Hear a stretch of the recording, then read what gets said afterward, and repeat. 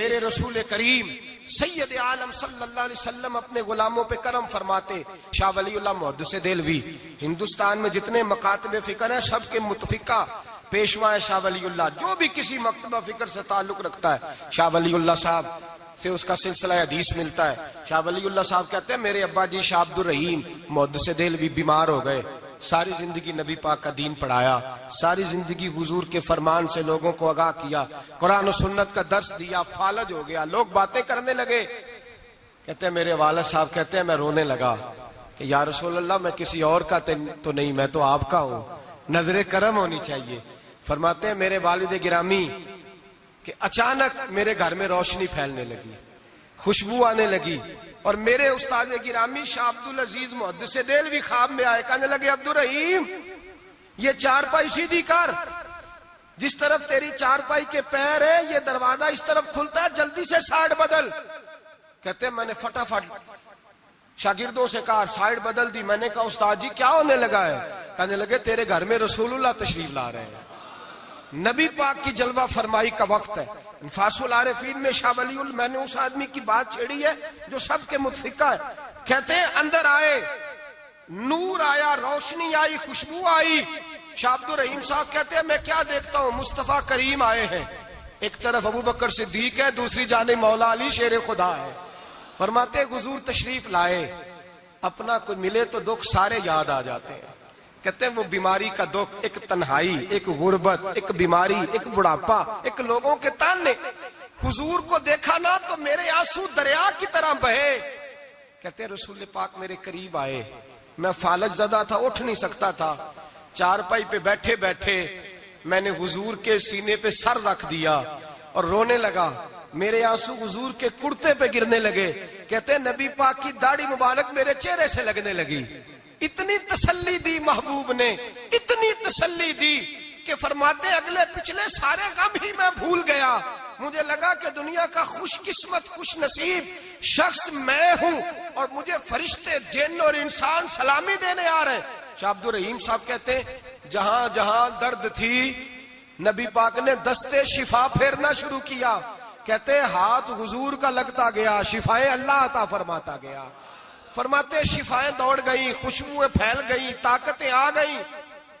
فرماتے حضور نے تھبکی دی, کہا بس کر دے میں آج ہو گیا ہوں, میں آج ہو گیا ہوں. تسلی دی مصطفیٰ کریم, تسلی. خواب میری وچ آیا ماہی, میں اودے گل وچ پا لئیاں باواں, پھر ڈر دی ماری اکھ بھی نہ کھولاں, کتے پھر وچھڑ نہ جاواں.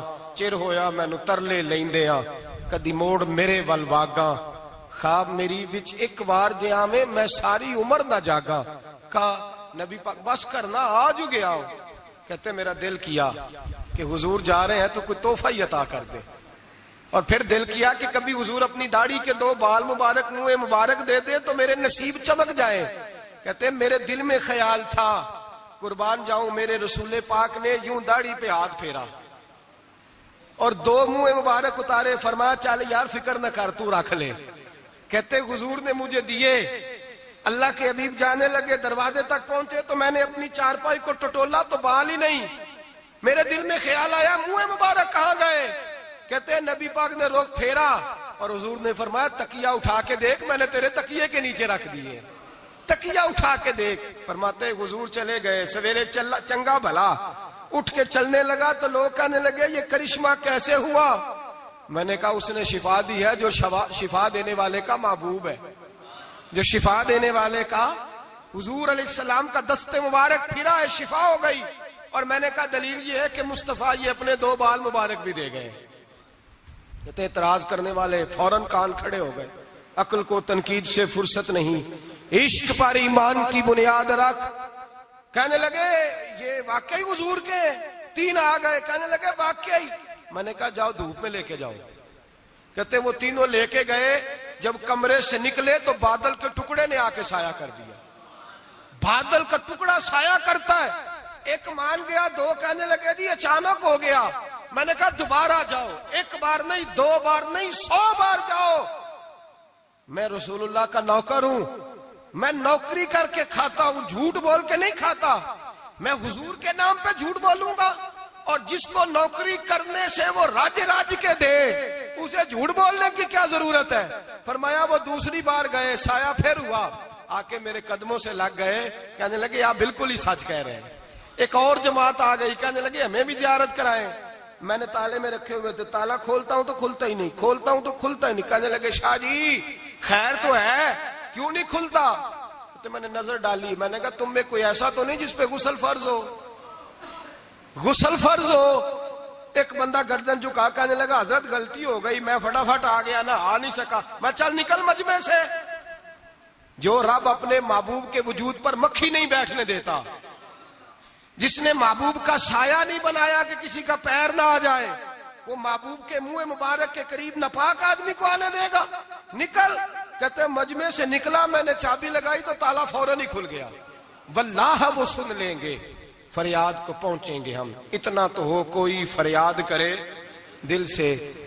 ایک درویش سے کسی نے مدینے میں پوچھا تھا، اس نے کہا تھا یار لوگ اکتا بھی جاتے ہیں بار بار مدینے، بار بار مدینے، بار بار مدینے۔ جملہ درویش کا ہے، اگر آپ کی سمجھ میں آ گیا تو بڑی اچھی بات ہے، نہ بھی آیا تو جملہ تو قیمتی ہے۔ کہا جناب بار بار مدینہ شریف بندہ اکتا بھی تو جاتا ہے تو اتنی بار؟ تو کہنے لگے اکتاتا وہ ہے جس سے گھر والے صحیح سلوک نہیں کرتے۔ جو کسی کے گھر جائے اور اسے پیار ملے، احترام ملے، کھانا اچھا ملے، شفقت ملے، محبت ملے، وہ تو کہتا ہے میں نے پھر جانا ہے، میں نے پھر جانا ہے، میں نے پھر جانا ہے۔ اور کئی دفعہ اپنے بچوں سے لڑ کے کہتا تمہارے پاس نہیں رہنا، اس کے پاس جانا ہے جو میری قدر بڑی کرتا ہے۔ کہنے لگے کیا کریں، تجلیوں کا لگا ہے میلہ، جدھر نگاہیں اٹھا کے دیکھا۔ یہ اس دروازے سے خیرات ہی نہیں ملتی، پیار بھی بڑا ملتا ہے۔ تو میرے بھائی حضور کا دیدار ہوتا ہے تو سورج میں روشنی ہے، نبی پاک کے جلوے چمکتے ہیں تو چاند میں ٹھنڈک ہے، حضور کے جلوے مہکتے ہیں تو سورج میں خوشبو ہے، پھولوں میں خوشبو ہے، چمیلی میں حسن ہے۔ یہ سارا حسن میرے مصطفیٰ کریم سید عالم صلی اللہ تعالی علیہ وآلہ وسلم کے